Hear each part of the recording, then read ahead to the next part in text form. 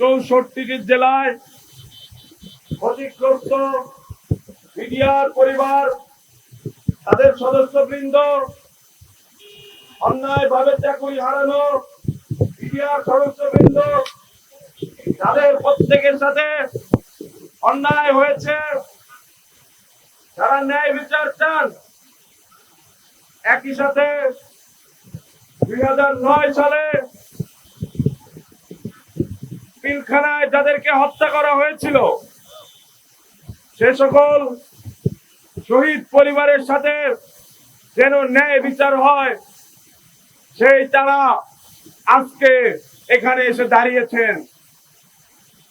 এটি আমাদের জন্য অত্যন্ত বেদনাদায়ক এবং লজ্জাজনক যে 24-এর গণ অভ্যুত্থান পরবর্তী বাংলাদেশে এই বিডিআর হত্যাকাণ্ড নিয়ে আমাদেরকে আন্দোলন করে দাবি আদায়ের পথ বেছে নিতে হচ্ছে।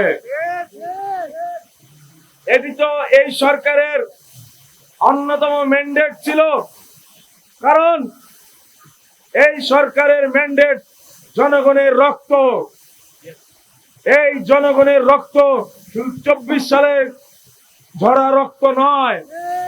এই রক্তের মধ্যে 2009 সালে যারা পিলখানায় শহীদ হয়েছেন তাদের রক্ত যেমন আছে, ঠিক তেমনি 2013 সাল 2021 সালে এই আমার মাদ্রাসার ভাইদের রক্ত, তাদের রক্ত আছে।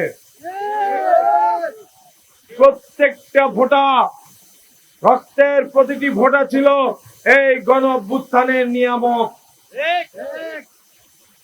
তাই এই প্রতিটি ফোঁটা রক্তই হলো এই সরকারের গদিতে বসার ম্যান্ডেট। আজকে ক্ষতিগ্রস্ত যারা বিডিআর এবং তাদের পরিবারের সদস্য, যাদের সাথে অধিকাংশ অন্যায় হয়েছে, আমরা সেখানে ন্যায় বিচারের জন্য দাঁড়িয়েছি। এটি অত্যন্ত বেদনাদায়ক এবং কষ্টদায়ক।